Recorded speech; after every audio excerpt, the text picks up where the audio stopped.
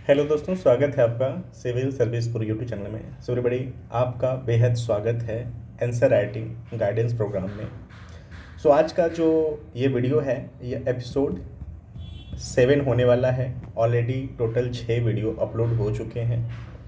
यहाँ पर ना सिर्फ आंसर राइटिंग के बारे में बताई जाती है, प्रॉपर लाइव आंसर राइटिंग लिख करके एक एक वर्ड को बताया जाता है कि आप अरेंज कैसे करें। और एक तो होता है कि मैं स्वयं भी राइटिंग कर रहा होता हूँ, दूसरा होता है कि आपको मैं एक परिभाषित रूप से ये भी बताने की कोशिश करता हूँ कि ऐसा नहीं कि जो मैं बता रहा हूँ वह करेक्ट है और वह आप वैसे ही लिखो। अगर आपके पास उस कंटेंट की जानकारी है तो आप अपने हिसाब से भी लिखो। आंसर राइटिंग का मेन मुद्दा ये होता है कि जो आंसर की जो क्वेश्चंस की डिमांड है और जो वर्ड का लिमिटेशन है, आपको उसमें अपनी बातों को स्पष्ट रूप से रखना होता है।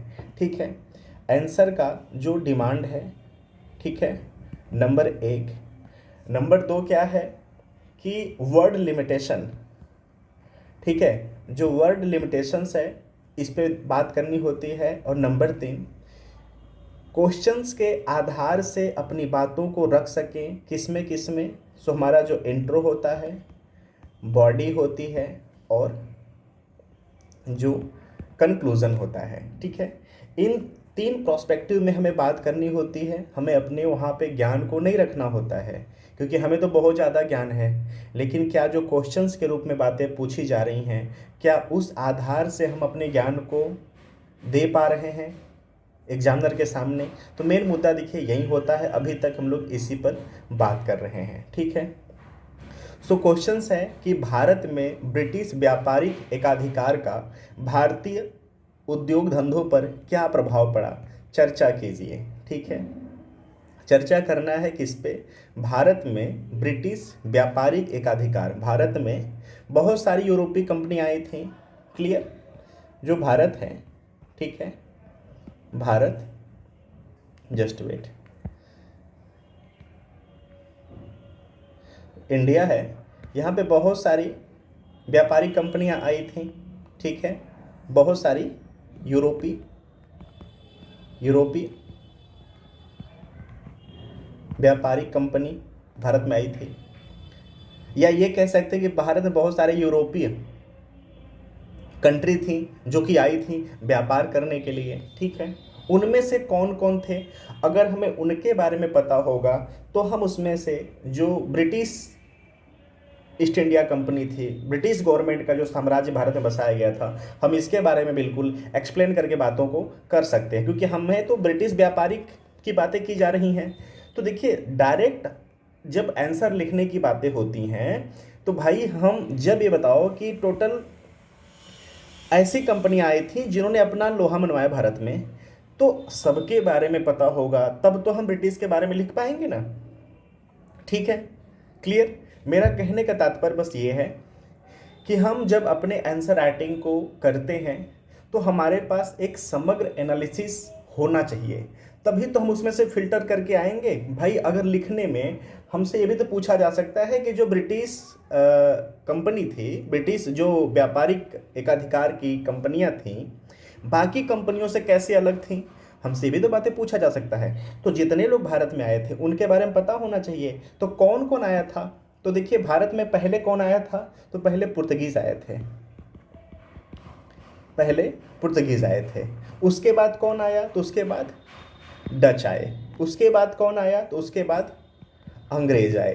क्लियर, उसके बाद कौन आया, तो उसके बाद फ्रांसीसी आए। ओके, फ्रांसीसी आए। उसके बाद कौन आया, तो उसके बाद डेनिस आया। ठीक है, पहले पुर्तगीज आए, फिर डच आए, फिर अंग्रेज आए, फिर फ्रांसीसी आए, फिर डच आए। ये इतने लोग आए थे। ठीक है, अब इतने लोगों में से हमसे क्या पूछा जा रहा है, जस्ट वेट, इतने लोगों में से हमसे क्या पूछा जा रहा है, हमसे पूछा जा रहा है अंग्रेज के बारे में। ठीक है, कि ब्रिटिश व्यापारिक जो एकाधिकार है भारतीय उद्योग धंधों पर क्या प्रभाव पड़ा, इसका चर्चा करें। ठीक है, तो हमें इतना तो पता हो गया।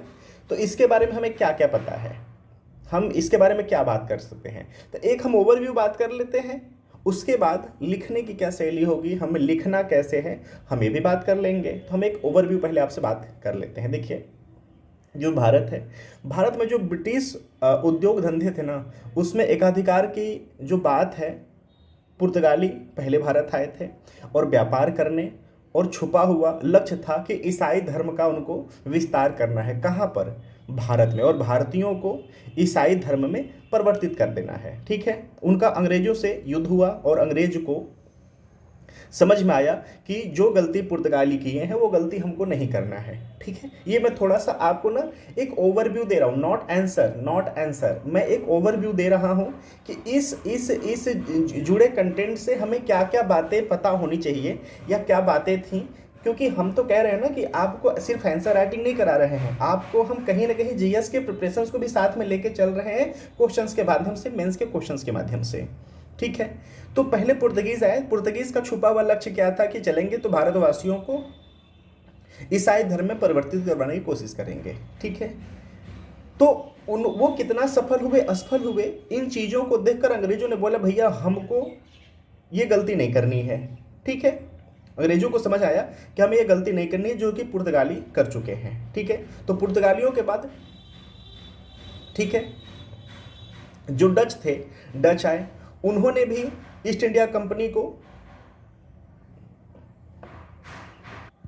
अपनी पैर को जमाने का कोशिश किया, लेकिन पूर्ण रूपेण जो डच थे ना, वो व्यापार के लिए आए थे, व्यापारिक कार्यों के लिए। वहाँ पे जितना भी उन्होंने कार्यक्रम किया भारत में, व्यापारिक क्रियाकलाप के लिए उन्होंने अपने बातों को रखा। उनका भी झड़प हुआ अंग्रेजों से। ठीक है, फिर अंग्रेज भारत आए हैं। ठीक है, यहाँ से देखिए कहानी शुरू होती है। फिर अंग्रेज भारत आते हैं और भारत आए और ईस्ट इंडिया कंपनी, ठीक है, के रूप में उनको जाना गया। जो ईस्ट इंडिया कंपनी थी एक प्राइवेट संस्था के रूप में, ठीक है, शुरुआत हुआ, जिसका लक्ष्य क्या था? व्यापार करना। ठीक है, याद रखना कि east India company, east India company व्यापार का इनका लक्ष्य था शुरू का। हालांकि बहुत भिन्न भिन्न जो इतिहासकार है अपनी अपनी बातों को बोलते हैं कि उनकी छुपी हुई मंशा थी भारत पे अपना विस्तार करना, छुपी हुई मंशा थी कि भारत को अपने साम्राज्य में संलिप्त कर लेना, एकाधिकार अपना जमाना।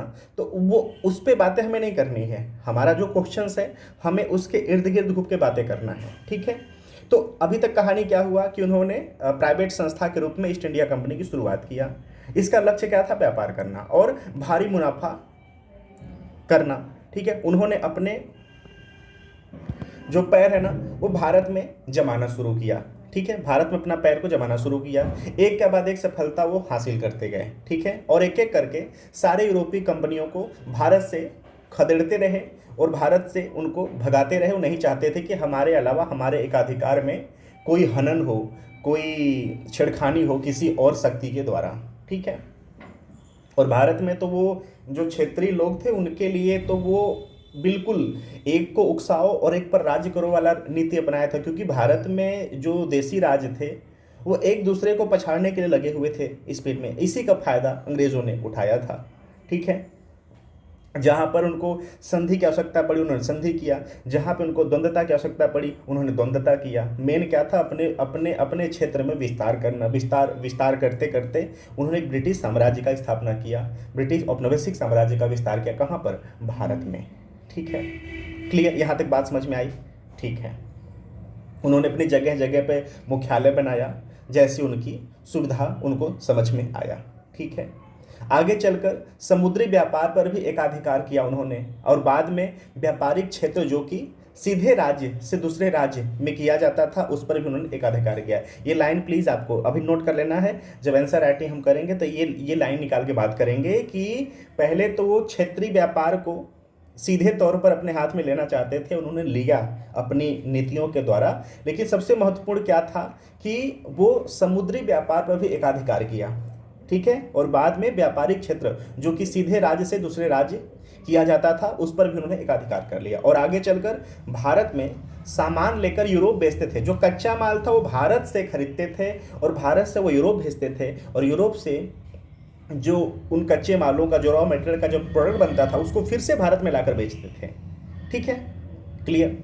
आई होप सो कि आप इन बातों को जानते होंगे, और नहीं तो हमने बहुत विस्तार से बातें इसके बारे में कर लिया। ठीक है, इस प्रकार में और क्या बात कर सकते हैं? ठीक है, जो ईस्ट इंडिया कंपनी थी ना, ईस्ट इंडिया कंपनी क्षेत्रीय राज्य के राजनीतिक और प्रशासनिक हस्तक्षेप के साथ प्रतिनिधित्व भी करना शुरू कर दिया था। ठीक है, देखिए स्टेप बाय स्टेप देखिए बात को क्या करते हैं। पहले वो आते हैं भारत में, उसके बाद अपना पैर जमाते हैं व्यापार के लिए।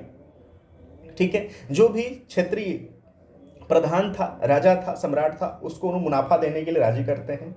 वो मुनाफा पाने के लिए राजी हो जाता है कि भाई ठीक है, बना बनाया दुनिया हमें मिल रहा है, हमें पैसा मिल रहा है, हमें सब कुछ मिल रहा है, हमें क्या दिक्कत है, चलो तुम व्यापार करो, अपने मुनाफे का कुछ भाग हमको देते रहना लाइसेंस के रूप में, चलो ठीक है। अब वो धीरे धीरे धीरे क्या करते हैं, व्यापार करते हैं, फिर क्षेत्रीय व्यापार करते हैं। करने के साथ साथ वो क्या करते हैं, समुद्री व्यापार को एक अधिकार अपना घोषित कर देते हैं। ठीक है, यहाँ तक बात समझ में आई। उसके बाद राज्य टू राज्य भी वो व्यापार करना शुरू कर देते हैं, यहाँ तक भी बात समझ में आई। एक याद होगा कि 1813 में चार्टर्ड एक्ट पारित हुआ था। ठीक है, कंपनी के एकाधिकार को स्थापित कर दिया गया था व्यापार करने के लिए, उस पर भी बात करेंगे हम। ठीक है, क्लियर? उसके बाद वो समुद्री व्यापार की मैंने बात कर ली कि समुद्री व्यापार पे उन्होंने अपना प्रधानता स्थापित किया, और कंपनी को व्यापारिक जो सुविधाएं थी और बाकी स्पर्धी कंपनियों से ज़्यादा मिलना शुरू हो गया। क्यों?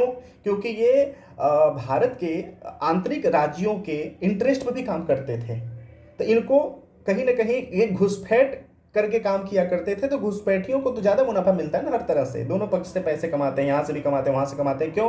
क्योंकि राजनीतिक मुनाफे की भी बात करना शुरू कर दिए राज्यों के लिए।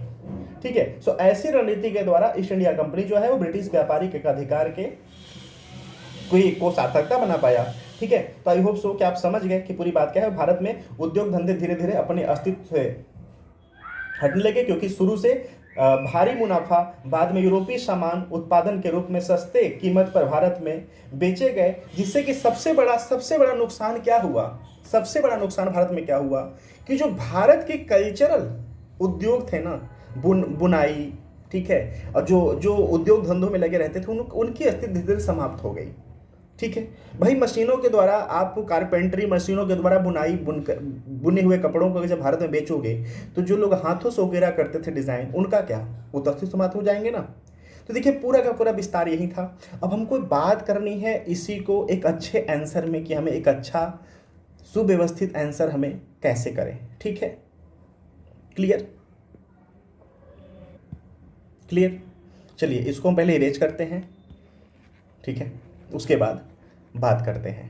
क्लियर, आपको समझ गया ना? देखिए देखिए मैं हर एक वीडियो में पहले आंसर शुरू करने से पहले एक ओवरव्यू क्यों बात कर रहा हूँ, क्योंकि भैया हमको ना कंटेंट पता है कि क्या लिखना है, आपको कैसे पता कि क्या लिखना है।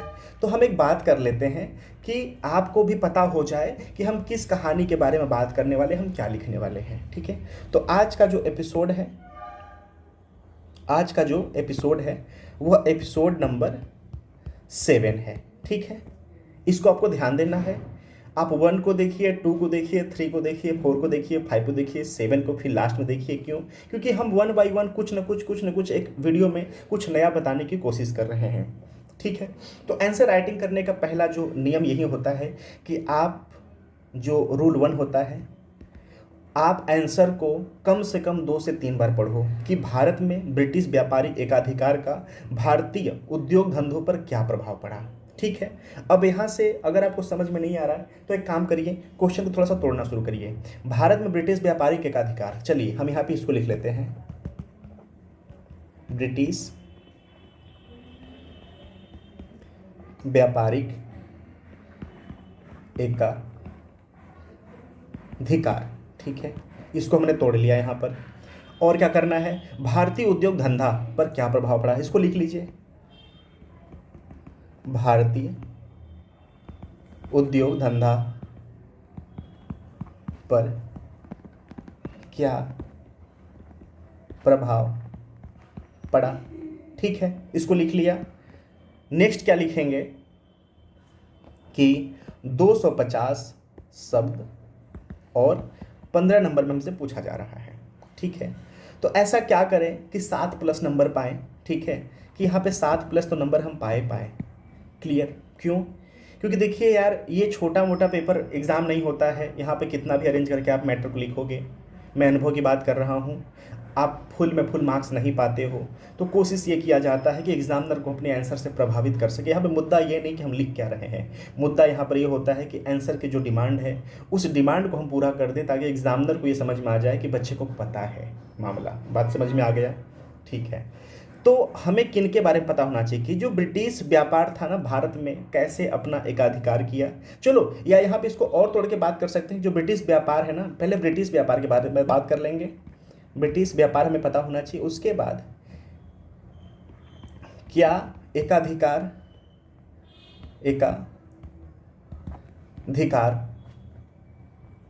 को बढ़ावा दिया भाई। पहले ब्रिटिश व्यापार के बारे में पता होना चाहिए कि क्या ब्रिटिश ने भारत में व्यापार किया था। अगर किया था तो बहुत अच्छी बात है। एकाधिकार का मतलब किससे एकाधिकार? भाई हम किसी भी व्यापार पे एकाधिकार अपना स्थापित करना चाहते हैं, यानी हमारे प्रतिद्वंदी होंगे ना। तो प्रतिद्वंदी में कौन कौन थे? यूरोपीय कंपनियां ही थी, यूरोपीय देश ही थे कि उन्होंने एकाधिकार को अर्जन किया। और देसी कला था, देसी संस्कृति था, देसी व्यापार था, इससे भी उन्होंने प्रतिस्पर्धा स्थापित किया और इस पे एकाधिकार साबित कर लिया।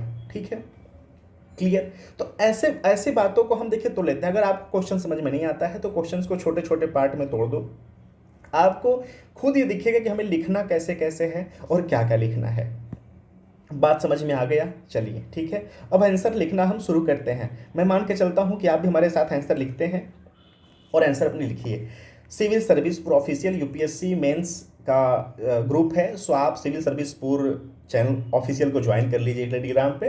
वहाँ से हम आपको लिंक दे देंगे मेंस आंसर राइटिंग के जो ग्रुप है। ठीक है, हालांकि डिस्क्रिप्शन में जाएंगे तो वहाँ पे लिंक दिया हुआ है, आप वहाँ से भी डायरेक्ट टेलीग्राम को ज्वाइन कर सकते हैं। मैं चाहता हूँ कि अपने आंसर को लिख करके ना वहाँ पर अपने आंसर को प्रस्तुत करिए, ताकि आपके भी मेहनत को वहाँ पर देखा जा सके और वहाँ पर जो सदस्य हैं वो भी देख सकें कि आप किस हिसाब से लिखे हो, क्या लिखे हो।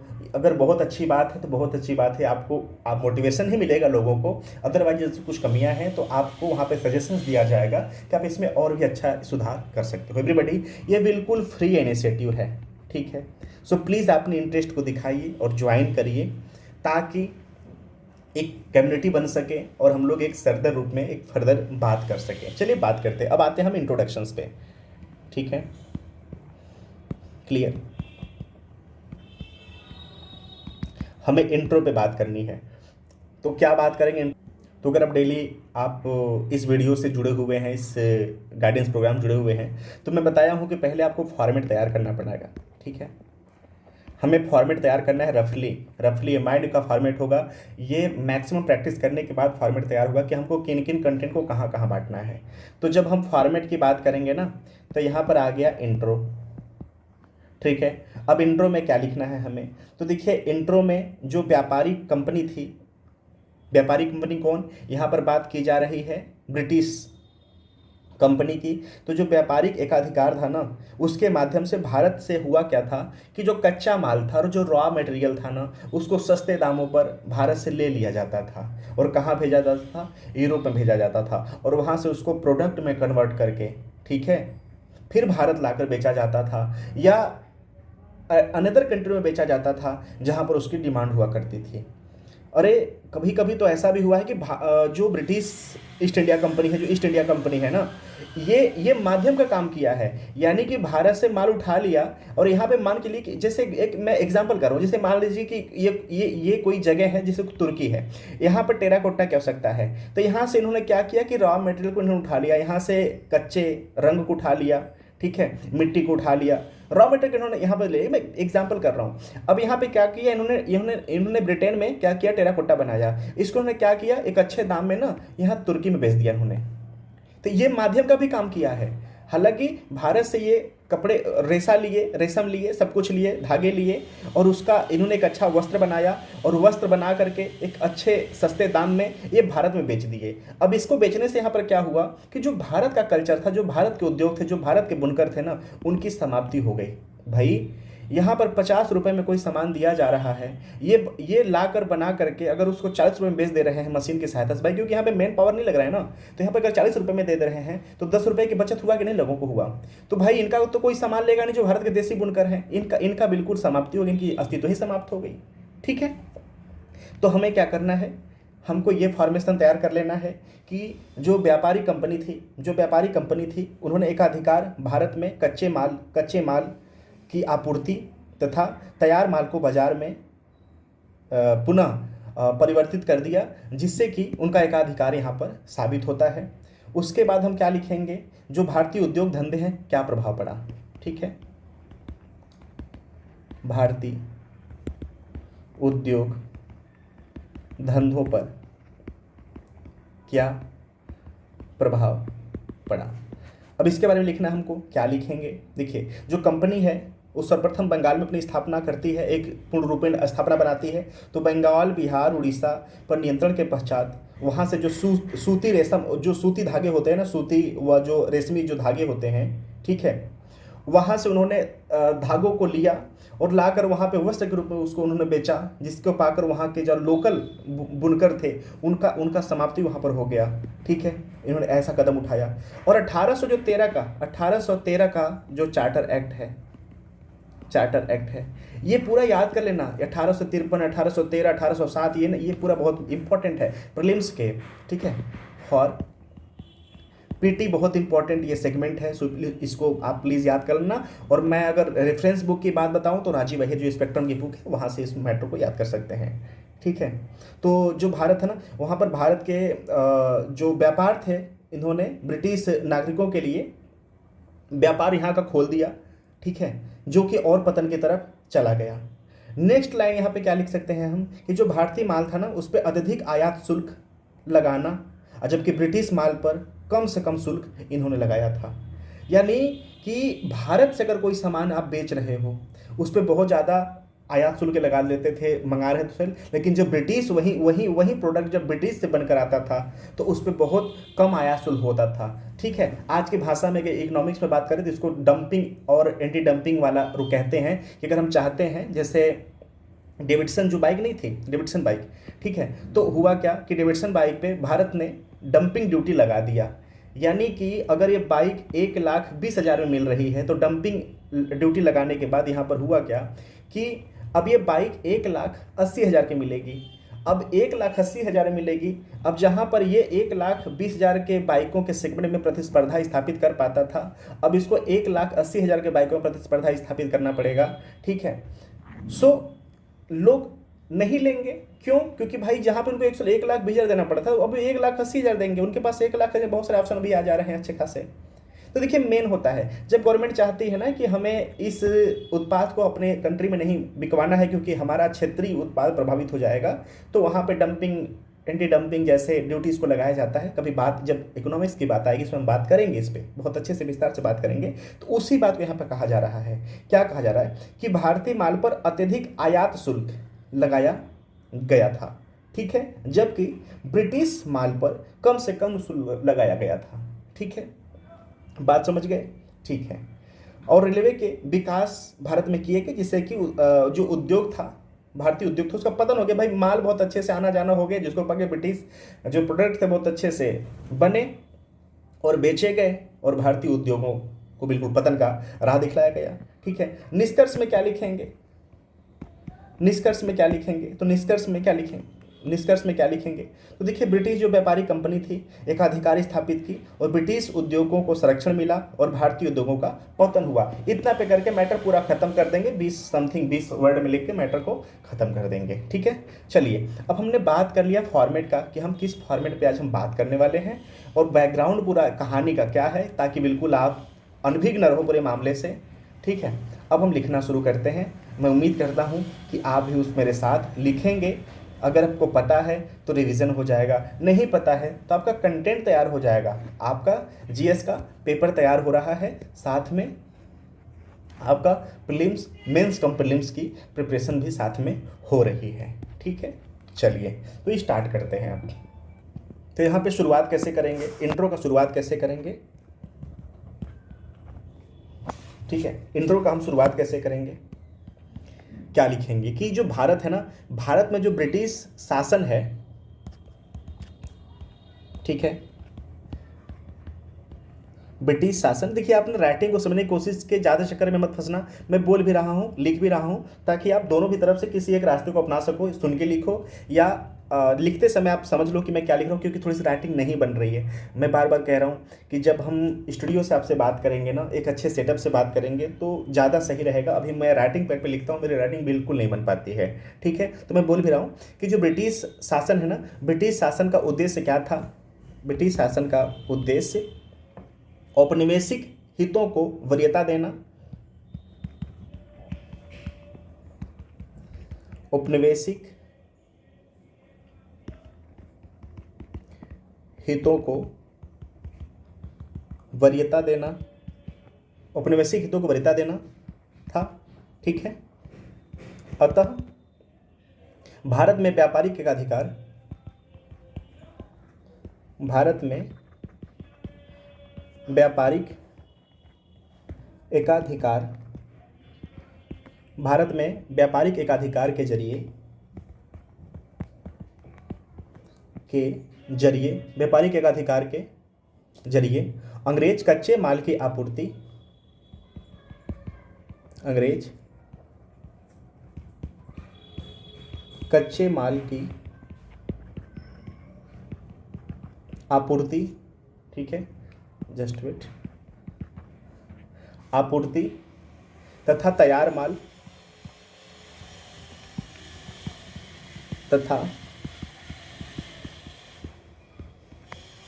माल बाजार में उपलब्ध कराना चाहते थे, बाजार में उपलब्ध कराना चाहते थे। चलिए इसको काउंट कर लेते हैं, ठीक है। सो 1 2 3 4 5 6 7 8 9 10 11 12 13 14 15 16 17 18 19 20 21 22 23 24 25 26 27 28, ठीक है। सो 23 से लेकर के 25 शब्द का टारगेट होता है कि हम अपना जो इंट्रोडक्शंस है इतने में कंप्लीट कर दें, ठीक है। तो यहाँ पर टोटल 28 शब्द आए हैं, ठीक है, 28 वर्ड हुआ है। क्लियर? लिखना कितना है हमें लिखना है 250, ठीक है। तो मान के लिए कि यहाँ पे 28-25 वर्ड हमारा कंप्लीट हो गया। जो 25 है वो लिखेंगे कहाँ पे? निष्कर्ष में, ठीक है। 25 लिखेंगे निष्कर्ष में, ठीक है। 25 यहाँ निकल गया, 25 चला गया कंक्लूजन्स में। बचे कितने? 200 शब्द, ठीक है। अब यहाँ से 200 जो शब्द है वो लिखेंगे कहाँ पे? बॉडी में। अब याद रखना 200 शब्द में 220 भी हो सकता है और 180 भी हो सकता है, ठीक है। बस अपनी बातों को हमें एग्जामिनर को बताना होता है कि हमने जो डिमांड है वो पूरा कर दिया। एग्जामिनर को बातें समझ में आ जानी चाहिए, बस। 180 का भी 180 भी शब्दों में अपनी बॉडी को हम इंड कर सकते हैं, 220 में भी कर सकते हैं, ठीक है। सो वो हमारे ऊपर डिपेंड करता है कि हमारी लिखावटी, हमारा जो शैली है वो कितना विस्तार से चीज़ों को समझ में आ रही है। क्लियर? अब यहाँ पर एक ना हेडिंग डालेंगे हम, ठीक है। एक हेडिंग से बात करेंगे। वो पता है अगर हेडिंग आप नहीं लिखते हो तो कोई दिक्कत नहीं है, लेकिन अगर हेडिंग दे देते हो तो एग्जामिनर को ये पता हो जाता है कि अब बच्चे ने इंट्रो के बारे में बात कर लिया है, अब आ रहा है बॉडी के बारे में बात करने पे। अब बात को थोड़ा सा समझाना चाह रहा है। तो हम ये कह रहे हैं कि जब भी बातों को शुरुआत करें बॉडी से, अगर डिमांड हो, हालांकि हमेशा डिमांड हेडिंग का नहीं होता है, लेकिन अगर हो सके, सार्थकता है, तो आप हेडिंग से ही बातों को अपनी शुरुआत करें, ताकि ये पता चल सके कि आप किसके बारे में बात कर रहे हो, ठीक है। यहाँ तक बात समझ में आ गई ना? चलिए अब आगे लिखते हैं। तो हेडिंग हमने जो शुरुआत में फॉर्मेट तैयार किया था ना, ठीक है। तो यहाँ पे हेडिंग क्या डालेंगे कि भारतीय उद्योग धंधों पर प्रभाव, ठीक है। भारतीय उद्योग धंधों पर प्रभाव। क्लियर? अब क्या करेंगे, इसको एक ब्रैकेट में क्लोज कर देंगे ताकि हाईलाइट हो जाए और देखने में अच्छा लगे हमें भी और अगले को भी। ठीक है, अब क्या करेंगे, 1 2 3 नहीं लिखेंगे। क्यों? क्योंकि लिखते समय होता है कि बहुत सारी चीज़ें स्किप हो जाती हैं, भूल जाते हैं। तो मान लीजिए कोई बातें 3 पॉइंट में खत्म हो गई तो थोड़ा अजीब लगेगा कि यार 3 ही पॉइंट मैटर को खत्म कर दिया। तो इसलिए ये चीज़ें न दिखाकर अपनी बातों को लिखो, एरो एरो देकर लिखो या पॉइंट ऐसे करके लिखो। तो एरो देकर लिखो, एरो से मैटर को अपनी शुरुआत करो। ठीक है, तो यहाँ पे क्या लिखोगे कि जो बंगाल था ना, ठीक है, वो बहुत मेन जगह था लेकिन वहां से शुरुआत नहीं करेंगे। ठीक है, उसको बीच में डालेंगे। यहाँ पे क्या लिखेंगे, थोड़ा समझाने की कोशिश करेंगे। जो अंग्रेज थे ना, उनकी जो शासन नीति थी, ठीक है, अंग्रेजों की जो शासन नीति है, ठीक है, जो शासन नीति थी, ठीक है, शासन नीति एवं व्यापारिक एकाधिकार एवं व्यापारिक एकाधिकार, आप साथ साथ लिखते रहो। ठीक है, व्यापारिक एकाधिकार का दुष्परिणाम, दुष्परिणाम, ठीक है, दुष्परिणाम भारतीय गृह उद्योगों,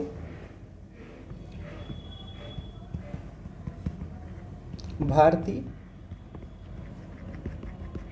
गृह उद्योगों, लघु उद्योगों, लघु उद्योगों और दस्तकारी, दस्तकारी, ठीक है, क्लियर, दस्तकारी आदि सभी का नष्ट हो जाना था, आदि सभी का नष्ट हो जाना था। ठीक है, चलिए अब आते हैं अगले पॉइंट पे। अगला पॉइंट क्या लिखेंगे, ठीक है, कि बंगाल अपने सूती और रेशमी वस्त्रों के लिए प्रसिद्ध था। बंगाल अपने सूती व रेशमी वस्त्रों के लिए प्रसिद्ध था। ठीक है, यहां तक बात समझ में आई, क्योंकि मैंने पहले भी बात कर चुका था। लेकिन कंपनी के कर्मचारियों ने बंगाल में राजनीतिक सत्ता प्राप्त करते ही बंगाल में दस्तकारों का शोषण आरंभ किया। लेकिन कंपनी ने अपने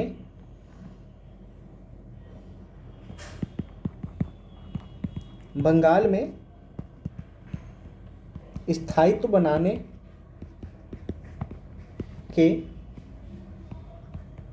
पश्चात, ठीक है, बंगाल के दस्तकारों का शोषण आरंभ किया। बंगाल का शोषण आरंभ किया। चलिए नेक्स्ट पॉइंट क्या लिखेंगे, ठीक है, नेक्स्ट क्या लिखेंगे कि भारतीय दस्तकारों एवं जुलाहों को ऊंचे मूल्य पर कच्चा माल दिया।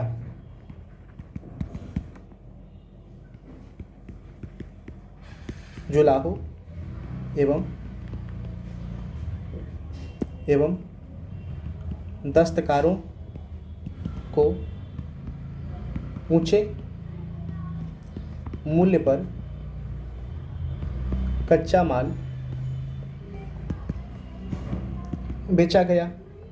ठीक है, नेक्स्ट पॉइंट क्या लिखेंगे, ओके, उनसे एक निश्चित समय में एक निश्चित मात्रा व निश्चित स्तर की बनी वस्तुओं की मांग की तथा उसका मूल्य भी मनमाने रूप से तय किया गया। ठीक है, यानी कि बने हुए सामान का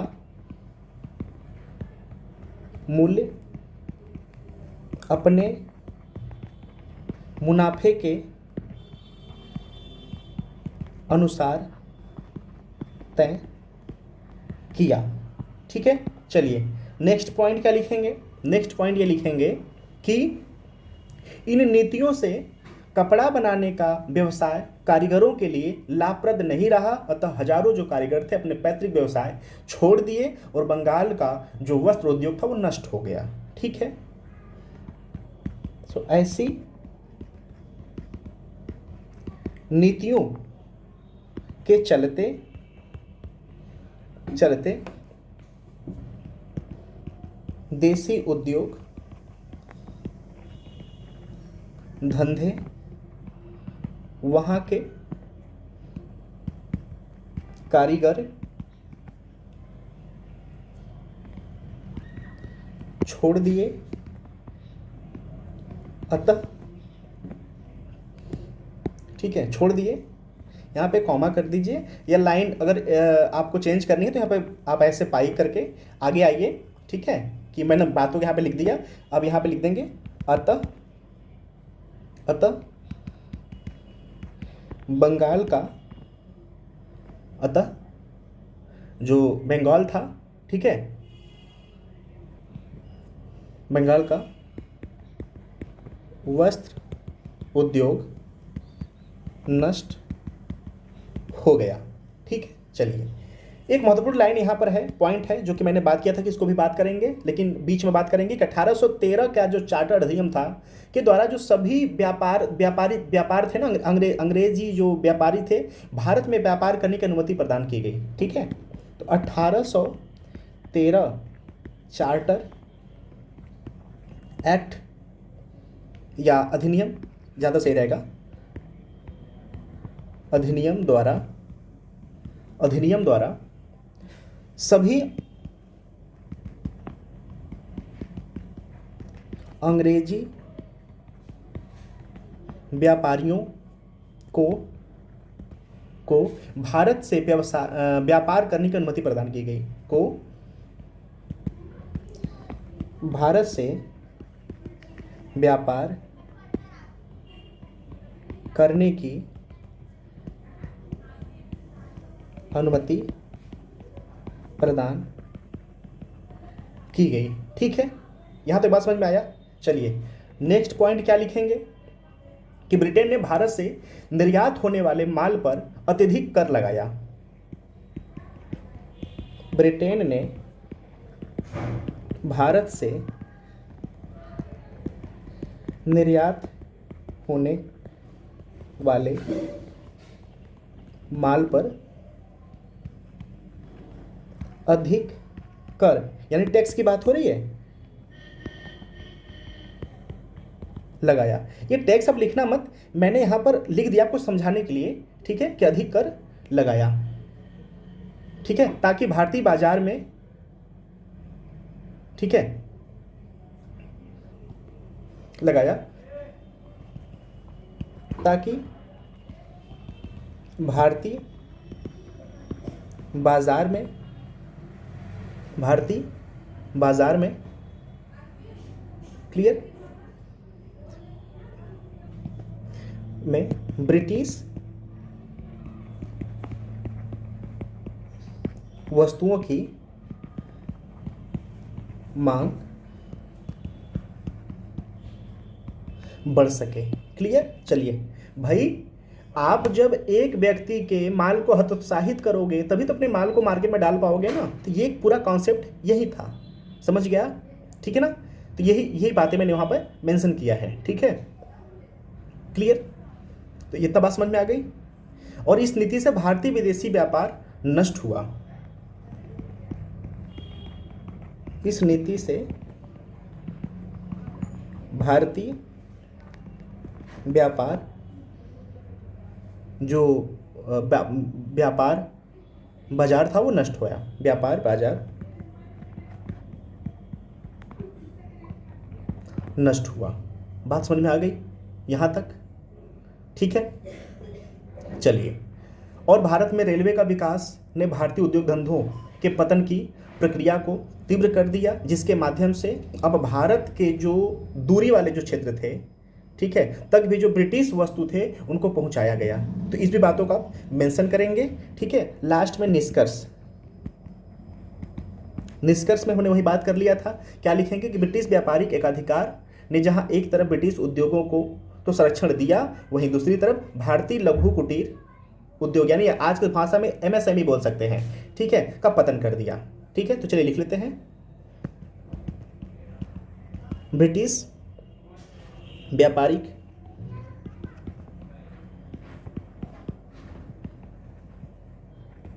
एकाधिकार ने जहां एक तरफ ब्रिटिश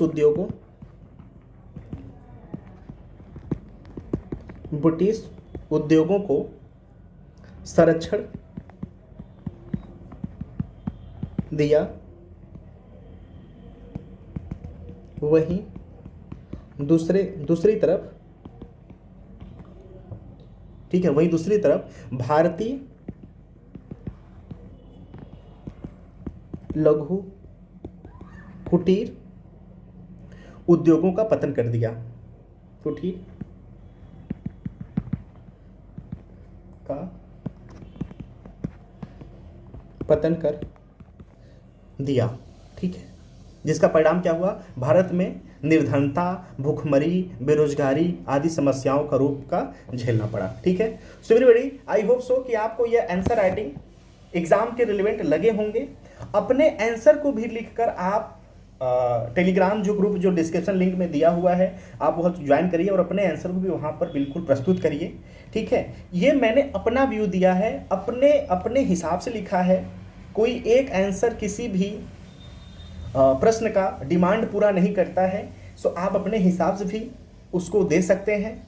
अगर बहुत अच्छा रहा तो वहाँ पर आपको मोटिवेशन ही मिलेगा, अगर उसमें कुछ कमियां रही तो पॉइंट को मेंशन करने की बातें आपसे बताई जा सकती हैं। सो प्लीज़ आप इस वीडियो को एंजॉय करिए, इस गाइडेंस प्रोग्राम को ज्वाइन करिए ताकि आपकी प्रिपरेशंस को एक अच्छी राह मिल सके। जो गाइडेंस प्रोग्राम मैं करवा रहा हूँ अच्छे संस्थाओं में बहुत पैसा लगता है इसका। ठीक है, जब आप ज्वाइन करने जाएंगे या कुछ लोग किए होंगे तो आप इससे बिल्कुल अनभिज्ञ नहीं होंगे। यहाँ बिल्कुल फ्री ऑफ कॉस्ट चीज़ों को कराई जा रही है। ठीक है, सो चलिए फिर मिलते हैं अगले सेकंड में, तब तक अपनी प्रिपरेशंस को बहुत अच्छे से करते रहिए। Thank you so much for watching.